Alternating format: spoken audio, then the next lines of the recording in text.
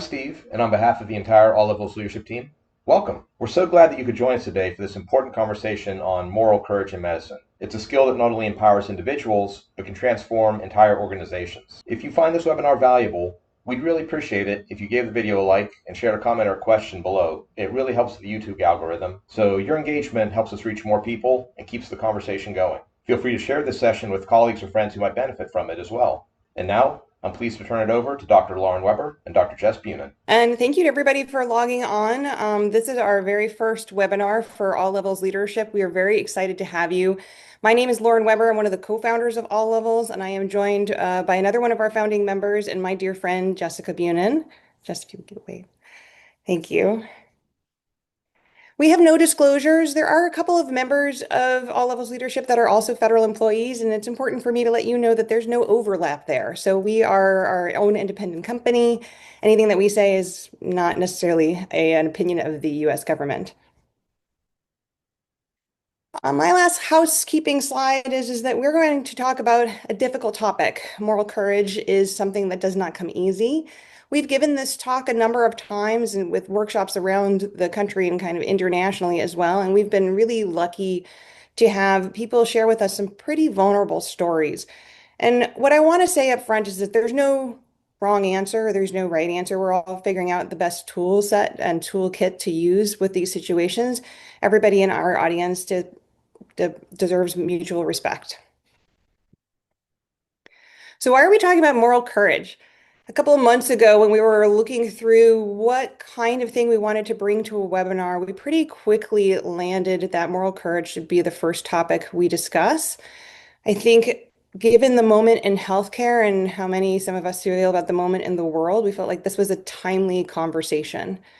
We're going to introduce you to the work of Rushworth Kidder, who wrote the book entitled Moral Courage. And he has this to say, which is that without moral courage, our brightest virtues rust from lack of use. With it, we build piece by piece a more ethical world. And certainly, that's one of the things that I would like for in healthcare, for our healthcare leaders and our leaderships at large. Here's a little bit of a roadmap about what we're going to be discussing today. I'm first going to talk about the interplay between followership and leadership and why that plays into moral courage. We're going to recognize the value and challenges of having moral courage as somebody who is maybe leading, but not in a position of authority. We're going to talk about the facilitators and barriers of challenging leaders. And then we're also going to identify situations where it may be morally appropriate to leave and how to prepare yourself if that's the case. So a little bit of a primer on followership. I have a new concept question mark there. And that's because followership really isn't a new concept. It's been around since the 1500s, but it's always getting revamped and rebranded. It starts to show up in kind of modern day leadership texts and dialogue around the 50s or 60s. And the initial sort of opinions out there about followers are pretty negative. Think sycophants, lemmings, people just robotically doing the things that they're told to do. And then as the discourse about followers starts to evolve, we start to see followership really labeled onto team dynamics. So think about sports teams. There's a picture here of a conductor with an orchestra. And we kind of innately understand that the orchestra is executing the orders of the conductor. And in this, teammates start to, and teams, I would say, start to share in the responsibility of the organization's success and or failures. As a natural progression of that, we see that team members start to have an idea that they have some influence over each other, but over how the team and organization does all at once. And in that, we start to have a little bit of a collision between this concept of followership and leadership. And that's because leadership has suffered from some of its own branding problems, I would say, largely centered around authority or being in charge. And so there's a lot of ways to define leadership. This is the definition that speaks truest to us. It's right out of Army doctrine. And the Army defines leadership as the process of influencing people by providing purpose, direction, and motivation to accomplish the mission and improve the organization. And what I love about this definition is there's nothing in here about being in charge. It's really important to sort of divorce the idea that leadership and authority are synonymous. And what you find is that when we give that back, that means that the trombone player may affect some of the things that are going on in the orchestra. The, tight end has influence as to whether or not the team can succeed or not. And so leadership becomes much more about how it is that you're behaving and influencing people as opposed to being in charge. And so then followership, while it could mean being willing to follow the leader, that's not really what we're talking about. We're talking about a whole lot more. And there's a lot of things it could also mean. It could be the dynamic and evolving process of becoming a leader. We very much believe that maybe it's the skill set that you need to master in order to effectively influence no matter which position that you're serving. And at ALL, we really found this concept to be very polarizing. We really believed in it. So we wanted to redefine followership since most of us are going to spend the majority of our career in a position where we have a boss and give back some of the agency to the kinds of leadership that we are doing when we are not in charge. So we rebranded followership and we discuss it as the leadership practiced by individuals who are in positions of responsibility, but not authority, whereby they exert their influence to execute the vision of their leaders or accomplish organizational goals.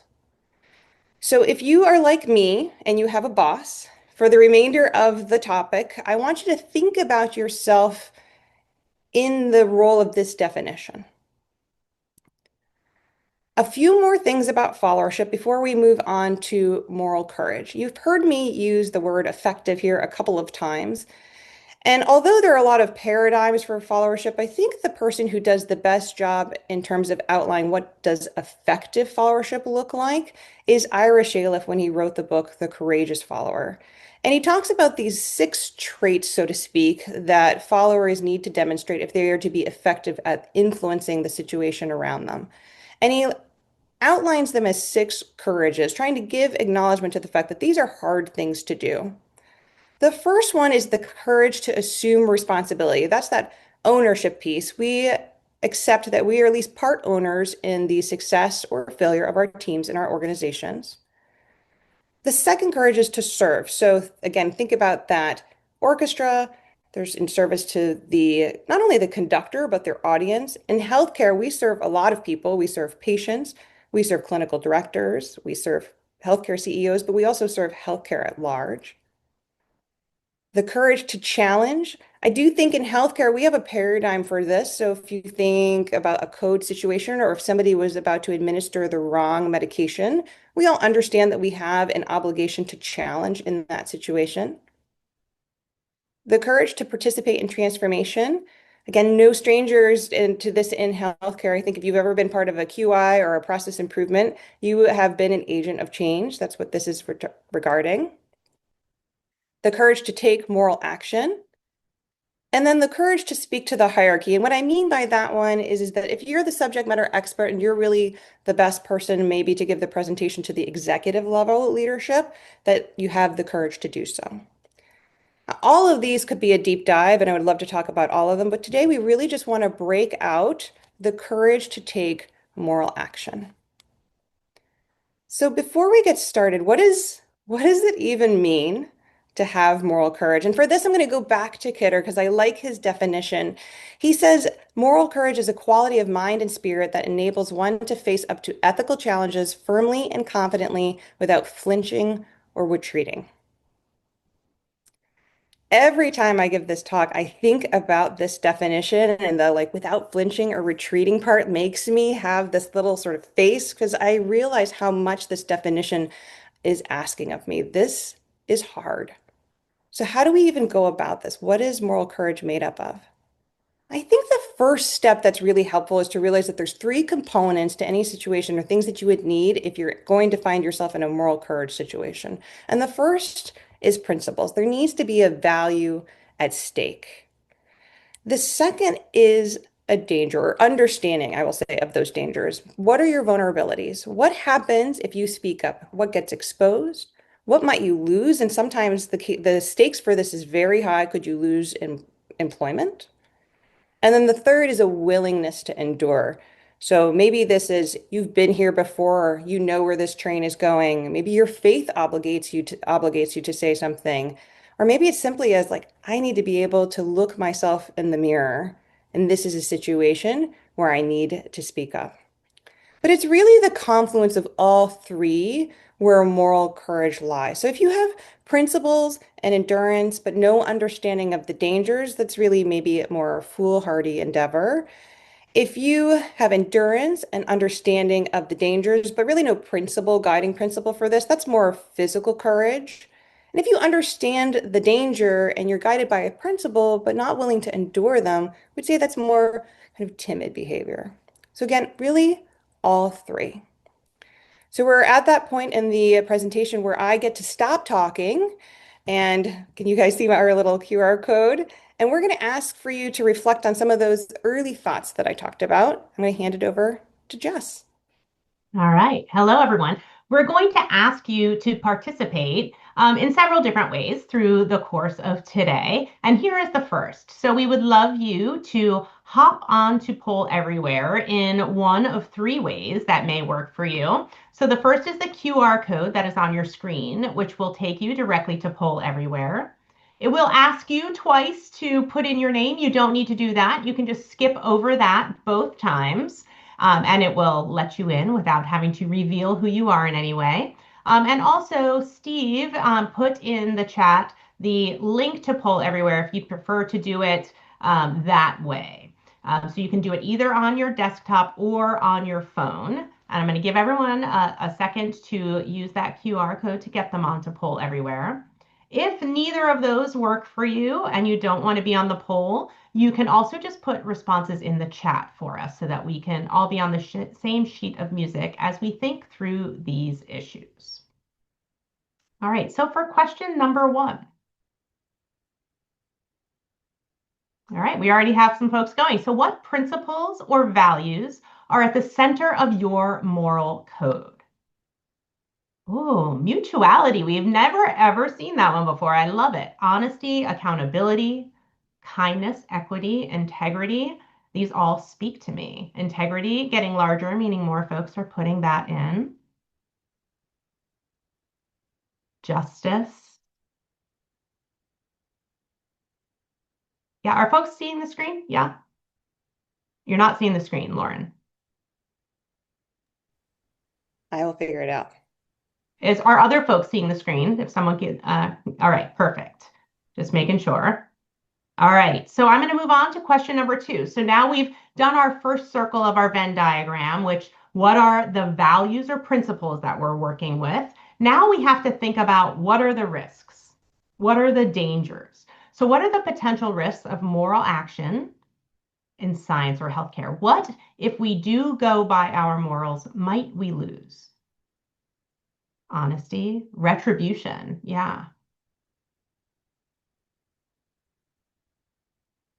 Status, position, job security, retribution getting larger. Yeah, that's a big fear. Your position, you could lose your position entirely by practicing moral courage.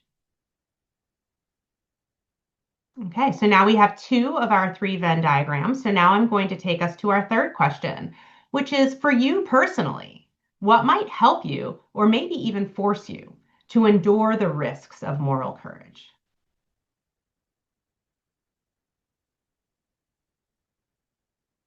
Yeah, the impact you might have. Peer support, love it. Your peers can help you do that. We're going to talk a lot about the importance of peer support and having a support network to help you do this difficult task. As Lauren mentioned, it really does take a lot of courage and strength and support to make your way through this.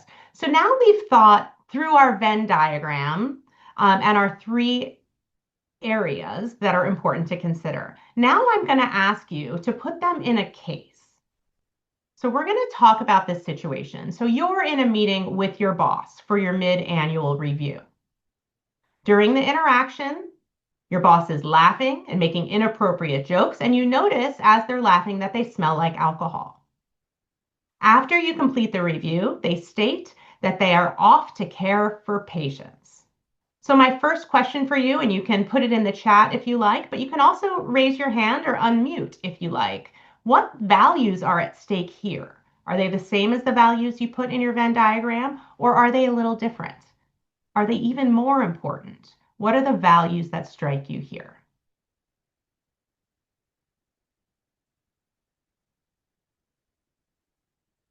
Integrity, patient safety. Yeah, safety. And I think the integrity of thinking about what this means for your institution as a whole, what it means for your own personal courage, what it means for the population, for your patients that they'll potentially be caring for. And now, again, this is your boss. You're doing your mid-annual review. They're giving you feedback. What are the risks of addressing your concerns to that individual in that context?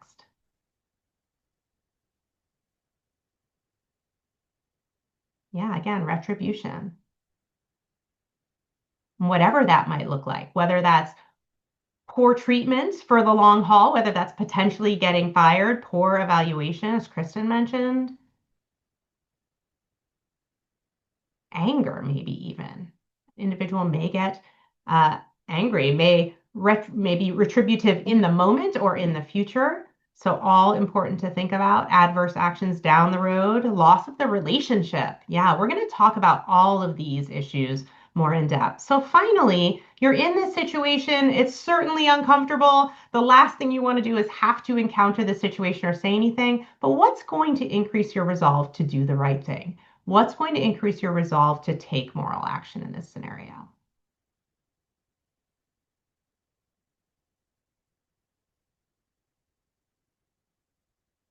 Oh, culture. I love that. So if we have a culture around us that allows us to do this, that expects us to do this, that certainly helps. Who stands out by whom stands to be harmed by not? Yeah. So again, coming back to the values, to the obligations, to the support of your colleagues, to do the harder right. Yeah. Thanks, everyone. And the fear of harm if I do nothing. Absolutely. Thank you, Angela. So I want to frame how difficult this is on a larger scale. So if we look at the courage to challenge in these situations, the courage to have moral courage to do the right thing, I think a good example of this is this particular study by Martinez that looked at 1,800 different med-surg residents in all the different specialties that you see listed in front of you at 6 large tertiary U.S. medical centers from different geographic regions of this country. What this study did was assess the likelihood that residents were going to speak up in two specific different situations. One is if there was a safety threat to a patient. And then it changed the scenario slightly. So now not only was there a safety threat, but there was a professionalism related safety threat. And I want to get a little bit more specific about that definition so that we're clear as to what we're talking about. So when we talk about a safety threat, we're talking about something that is going to lead to potential injury for a patient that could be avoided. So these might be things like during a procedure or in the operating room, breaching sterile technique, or not washing your hands before you examine a patient, or having an error in a handoff. So 50% of the residents in this study reported seeing safety threat risks within the last month.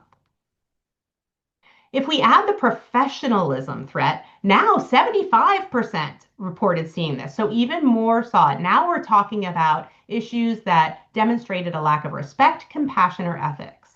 So these might be things like covering up a medical error, not being honest about a mistake you made, falsifying information in the electronic medical record or in handwritten records or in something that would follow the patient, or even blatant disrespect to the patient or to another member of the healthcare team. So just to be clear about what we're talking about. So there's a safety threat, and then that same safety threat, but with a professionalism tone on top of it. So if we looked at how willing residents were to report and to have some moral courage to challenge the individual who committed the action, you can see that based on who the individual was, there's a dramatic difference in the likelihood of reporting. And what was interesting to me is that the likelihood of reporting dropped dramatically once we added that professionalism risk. So once there was disrespect, once there was anger, once there was inappropriate action, once there was lack of integrity, all of a sudden residents became less willing to report. And as you can see, if the senior member of the team was the most likely person to have committed the offense, only 9% of residents were willing to do anything in that scenario.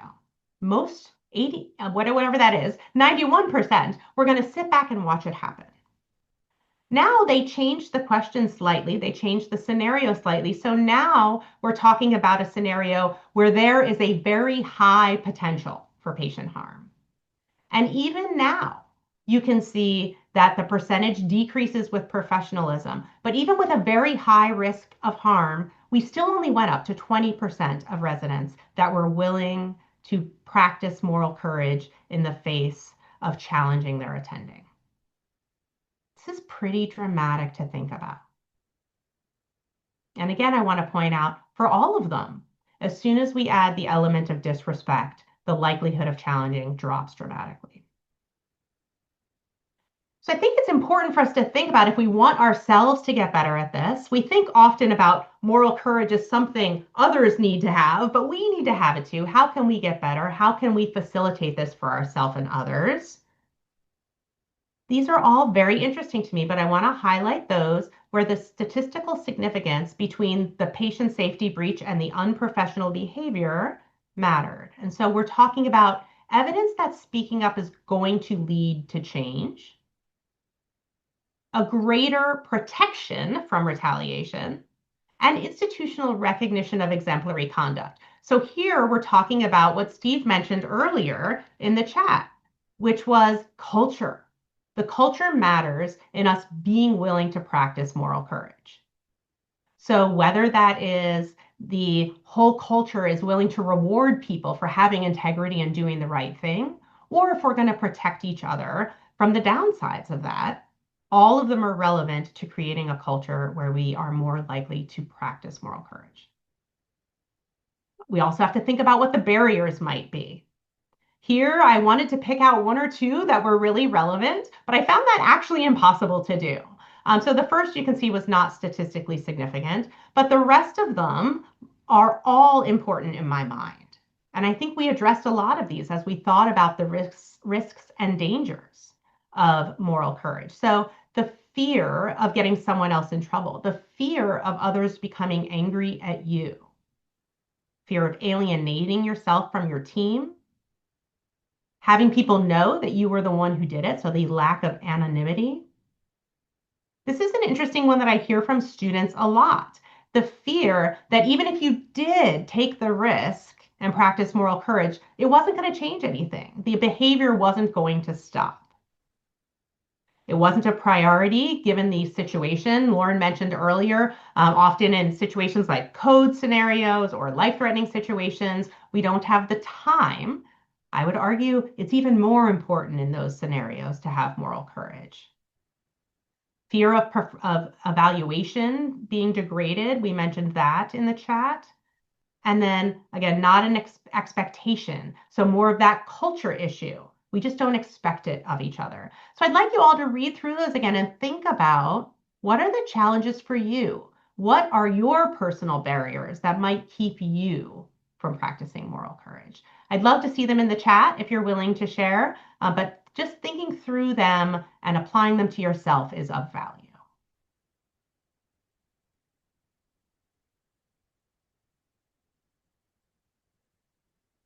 So what can we do then?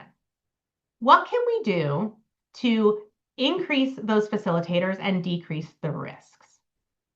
The first thing that's really important to mention is that we must challenge all corruption and abuses immediately. Once we allow someone to breach a rule, to breach a safety contract or disrespect, they're going to do it again, and it's going to become larger and larger.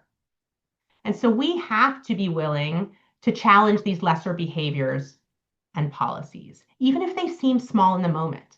And the beauty of doing this is that it allows us to build our own muscle, to practice moral courage, to be better at it in the future. If we can start small, see some success, we're more willing to do it as the larger abuses come. So again, no matter how small it may seem in the moment, so important for us to be challenging consistently. The next thing to think about is how might we prepare our leader to get this feedback from us? What type of diffusing statement or statement of respect might we use? And I love thinking about this. How can we make someone more susceptible to hearing our feedback? So an example of this might be, you know how highly I think of your work, and I hope you don't mind me speaking frankly about what I just noticed. Or, we've worked together a long time, and I know we trust each other, and I know you would want me to be honest with you, so I'd like to talk to you about something. But some sort of statement that's going to make it feel less threatening to that leader that you're going to challenge. So learning what that is, because in the moment, when tensions are high, when something has happened, this isn't going to roll off your tongue. We have to have these ready ahead of time. So thinking about what is a diffusing statement or a statement of respect that comes authentically to you. Next, you got to prepare yourself. So practice, practice, practice. So not only do we have to practice that diffusing statement, but we also have to practice that feedback and making sure it's behavioral and not personal. We want to be pointing out that we saw the behavior, it was not okay, it was a safety risk, it was a danger, but it wasn't about you, it was about the behavior. Another thing that we can do is overcoming groupthink. And as I tell this story, I'd like folks to think about what this might look like in their contexts. So for me, when I think about groupthink, in the intensive care world, we often say that an ICU doctor, when they're on call, not in the hospital, has to be able to respond to a phone call in 5 minutes and has to be able to make it back to the hospital within a half an hour. But yet, in many intensive care units, we see that doctors live 45 minutes, an hour away from the hospital in which they work.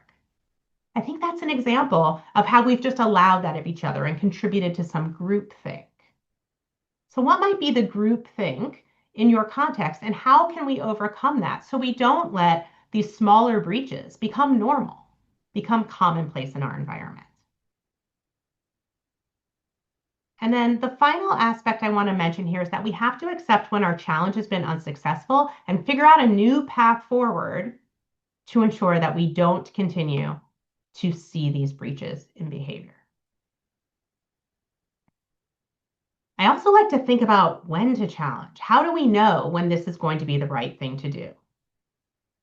So the first is to ensure that we're not bringing emotions to a math fight, is what I like to say. Making sure that there's evidence that this is important. It's not just something we feel or think in passing might be important, but there's evidence that some real problem is happening here. We need to do something about it. We need to raise the issue. So that's the first question to ask yourself. Is this real? Is there evidence? Is there a problem? The next is to think about, so if you did notice a gut level feeling, what is going to be in conflict if you don't raise it? What are the problems? What feelings, what values, what is going to be the conflict? Is that going to be tolerable or not? The maintaining one's sense of personal integrity, I always think of this, am I going to be able to look at myself in the mirror tomorrow if I don't say something now? And if you're not going to be able to look at yourself in the mirror, you must say something. If it's not truly a safety issue or a legal issue or an ethical dilemma, and it's not truly going to impact the project or the situation, then maybe you don't need to say anything. And then we have to do sort of this split-second risk-benefit analysis and decide what is going to happen if we don't speak up.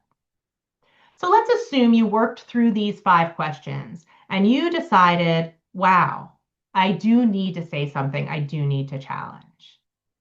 So Lauren and I are going to start talking about this a little bit, but I would love to see some of your thoughts in the chat as well. So what are some things you want to think about before you challenge? And then as you embark upon this challenge, as you choose your words, as you move forward, what are some things you want to think about? Lauren, what do you think? I think this is an important question, and I like the decision-making criteria. So I first do like to do that gut check of, is this something I'm feeling, or is this something that I can demonstrate, that I can prove? I always think the big ones, we sort of take them for granted, but like, is it against company policy? Do you know, like it goes against our sort of societal ethical violation? Are we breaking laws? Are there patient safety at harm? We sort of heard that a lot. That rings true to people. But then I think the other things, like we've seen in the chat, people mention colleague wellness, right? And kind of getting back to that culture. So, what are the impacts of this behavior of the individual or individuals having on my colleagues and the people I care for? Those are some of the things I think about before I begin. Yeah, thanks, Lauren. And I love the responses in the chat. So, Kristen mentioning, is your gut feeling real or is your gut feeling maybe influenced by how you feel about the person who did it? If it's someone that you have some previously untouched sense of respect for, you may back off and think, wow, maybe my gut response is wrong. On the other side of that, if it's someone you dramatically dislike and don't trust, it may actually be expanded, your gut reaction to that. Steve mentioning what things matter to my boss, and can you phrase those in appropriate terms? The relationships, I think the relationships, we can't underestimate the importance of that. And then readiness, decision fitness. Love it. Yeah, Jay, can you comment a little more on the decision fitness? Do you mind? Yeah, I think a lot of times we leave the hard conversations for parts of the day when we're all worn out. And I think approaching a hard conversation when there's no gas in our tank and perhaps no gas in the tank of the person who needs to hear the feedback sets us up for failure, sets us up to deliver, to back off from the feedback that we need to deliver, sets them up to be extra resistant. So I think just making sure, asking the question when it is something that can wait, I need to have a hard conversation with you. Is this an okay time for that? And asking ourselves that question as well. Yeah, asking ourselves that question as well.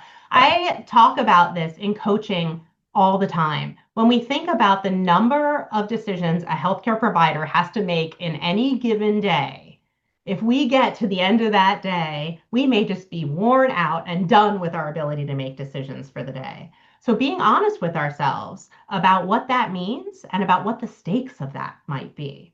Thanks so much, Jay. I really appreciate that addition.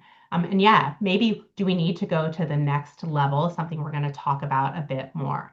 So then as you proceed, we talked a little bit about the importance of having those statements ready and being able to say the right thing, keep a calm state of mind. And so I'm going to give you some more thoughts about some strategies to think about as we do proceed. So setting the stage. This is part of that decision fatigue part of, am I ready? Are you ready? Are we in a place where we can both have the conversation calmly? We can do it in a manner that's not going to be inappropriate in a patient care scenario or in a learner scenario. Can we present the evidence calmly without getting overly emotional about it? And then helping decision makers see the wider impact of their choices. I think this is a really interesting thing to think about. Particularly if we're talking about training environments, we can often say things like, I'm not sure that's how you meant to sound, but if our other residents heard that, I think it would hurt the morale of our entire team. Or I think that places even more people at a safety risk if we do it. So helping people see that their behavior isn't just a one-off, but it might actually impact the whole team, the whole institution, or even other patient safety issues. Asking a well-framed question to allow someone the time to gain some insight on their own. Sometimes we don't have to do all of the work of challenging if we just give people a second to think about what they did. So maybe saying something like, I'm afraid this may impact the results of our study if we do it this way. Or I'm concerned about what I just saw. What did you notice? But something that's just going to allow them to reframe it in their minds. How do you think someone outside of our team would view that if they didn't know the details? Is there some other perspective we should be thinking about as we make this decision? All of those things may just allow for the individual a moment to spark their own insight.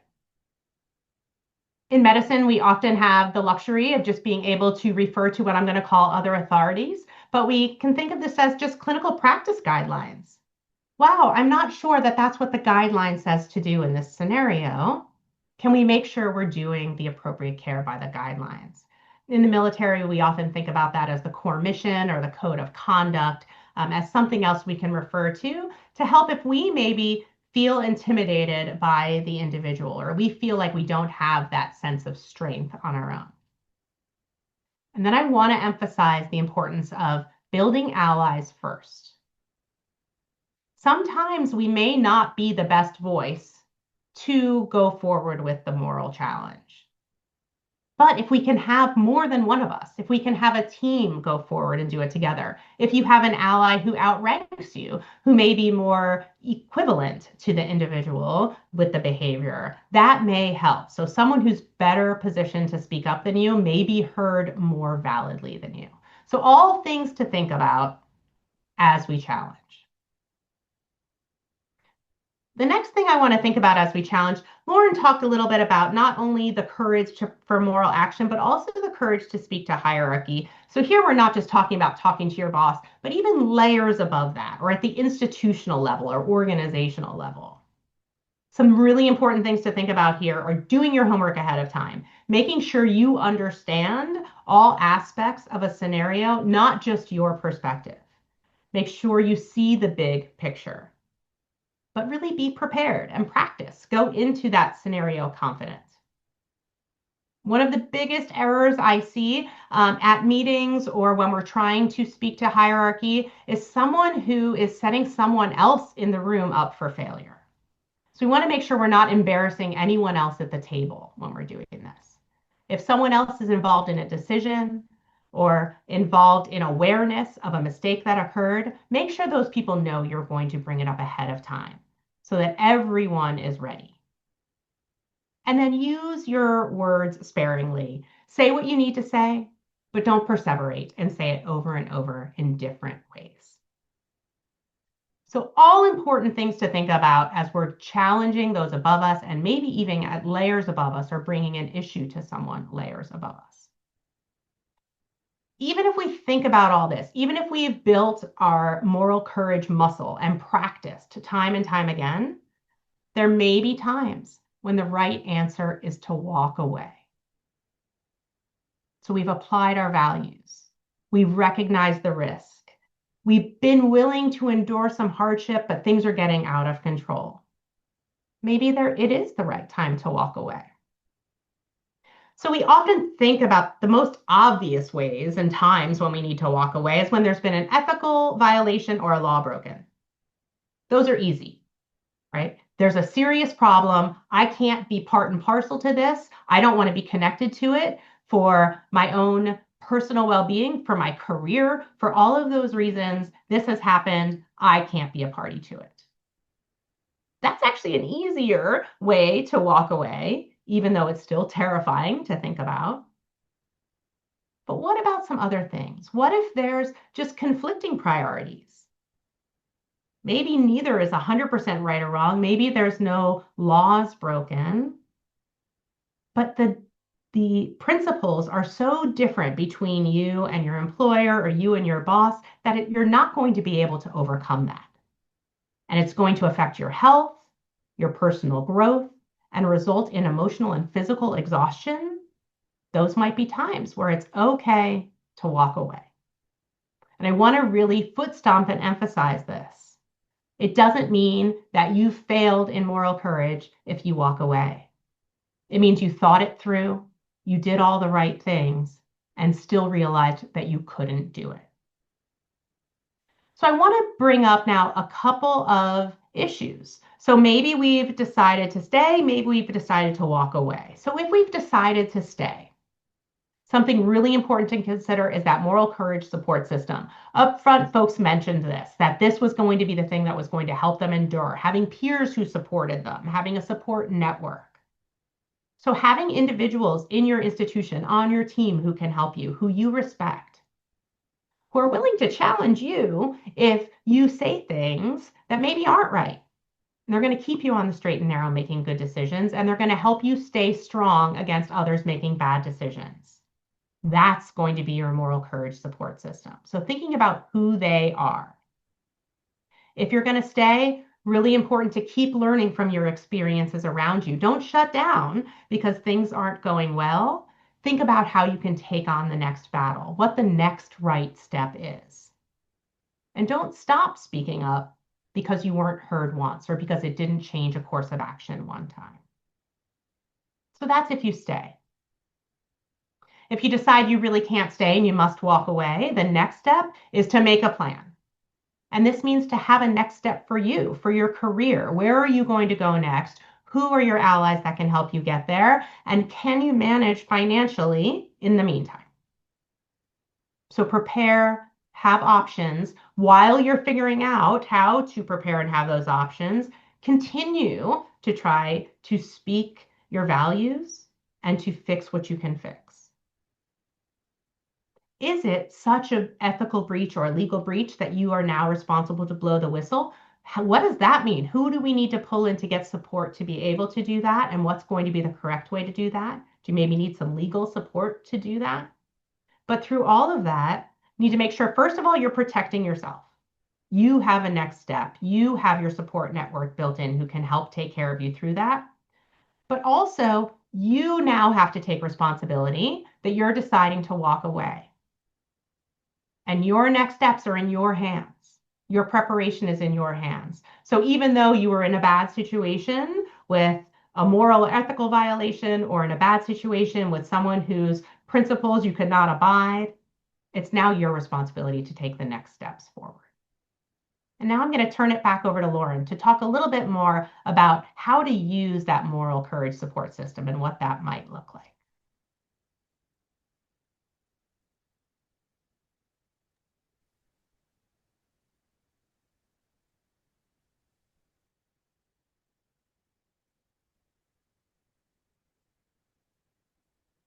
All right, just thank you. Hopefully you guys can all see my slides. We gotcha. Excellent. So I think Jess did a really nice job walking through all of the things that we might consider. And one of the things that we really try to give to our clients is a framework, a system to kind of frame some of these things, something to sketch down, something visual to help you prep. And we came up with this moral courage support system that you heard her describe a little bit earlier. And it has really 4 components to it. So trusted advisors, peer network, knowledge sources, and wellness practice. I just wanted to sort of give examples of what she talked about that might fall into each of these buckets. So the trusted advisor, she talked to you and sort of said, like, who are the people who are going to help you hold up the mirror, so to speak? Who are the friends? Who are the coaches? Coaches, I think, are a great example of who might go into this bucket. Making sure that you've thought about all of the things that may be dangers. Have you uncovered all of those?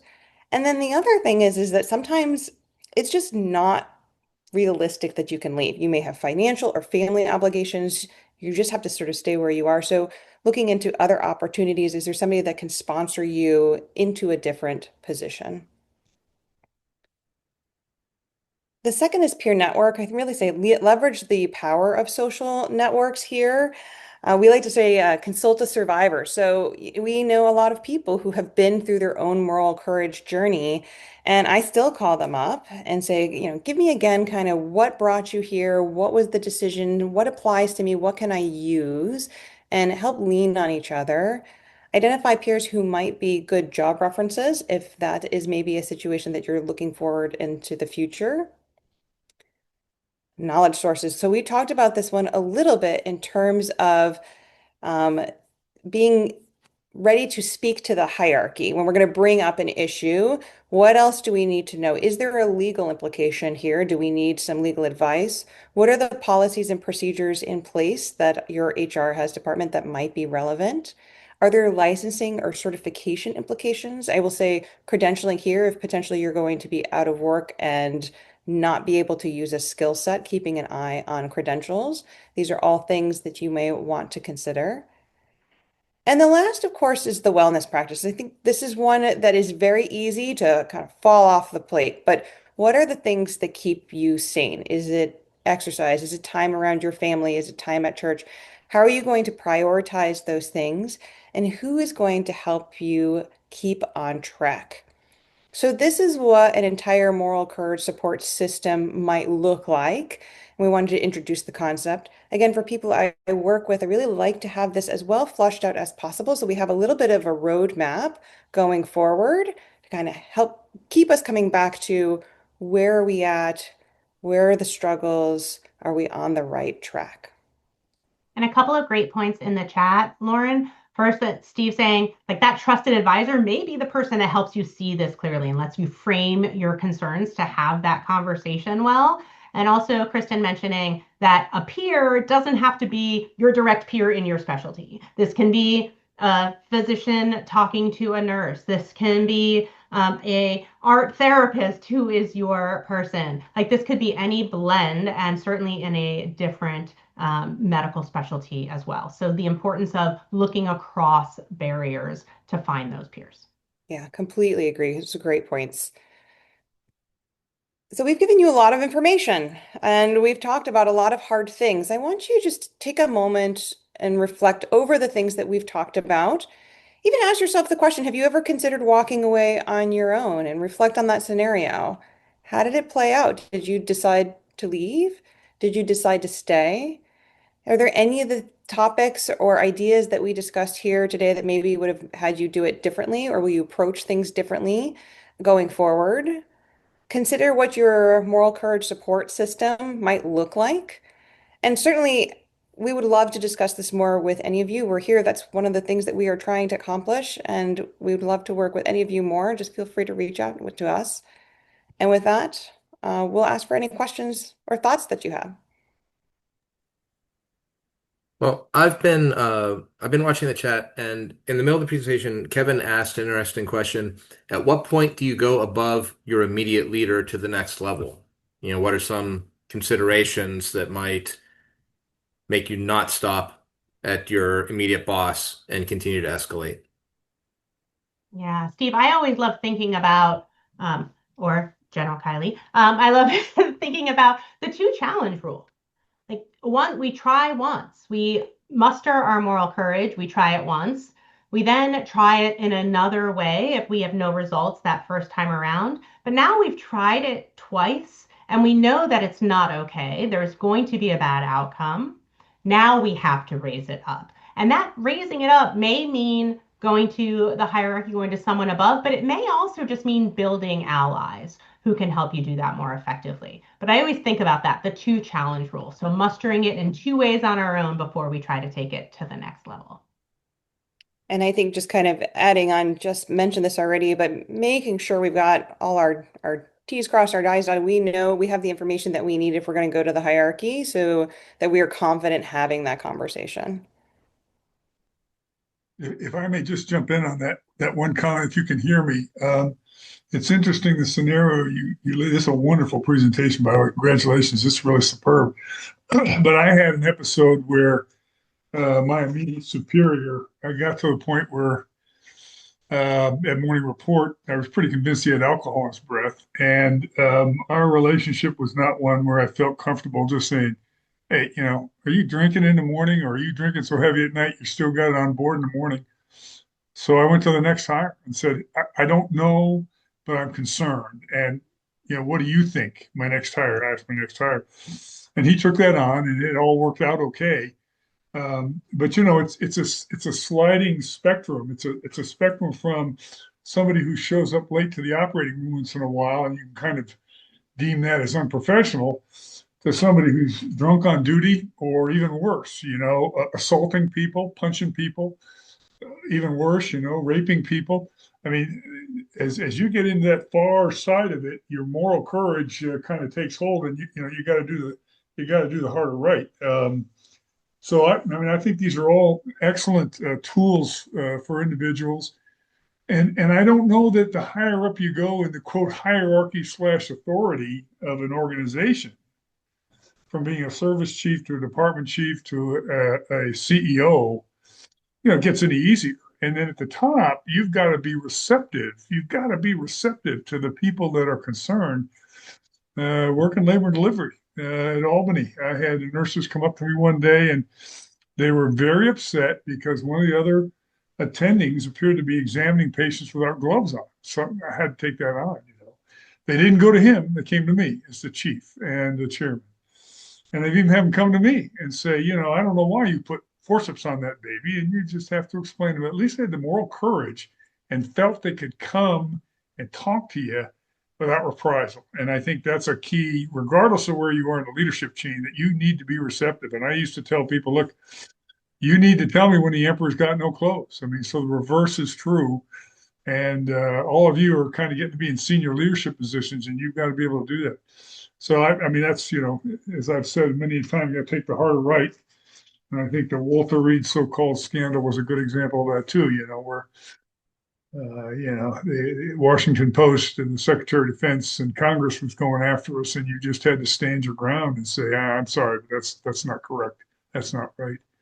And, you kind of lose your job over that, but I didn't have any trouble looking myself in the mirror afterwards, so. But this was wonderful. Congratulations. This is really first class stuff. Thank you. Thank you for letting me join, particularly since my daughter gave me a whole bunch of warning orders on this thing. Don't talk, don't pimp anybody, don't ask any questions. I was about to put on a big black glasses and a nose and a mustache to be incognito. So enough of me. Thanks. No, we appreciate your input so much, sir. I think it's a great point. We talk a lot in our company as well about psychological safety. And you mentioned being willing to hear what people are going to say to you. People think psychologically safe environments are often just super comfortable. But if you're a leader in a psychologically safe environment, it's actually really challenging and uncomfortable because you have to be willing to hear those concerns and act on them all of the time without any retribution, without any resistance to hearing that feedback or to acting on that feedback. So I think it's a wonderful point. And sir, while this presentation is sort of a ground up sort of conversation of how do you speak the truth to the hierarchy, we are also doing specific workshops or consultations with organizations specifically on how to build the culture where this is not only common but expected. So we are also developing products to help organizations sort of start at the top and drive this culture down early.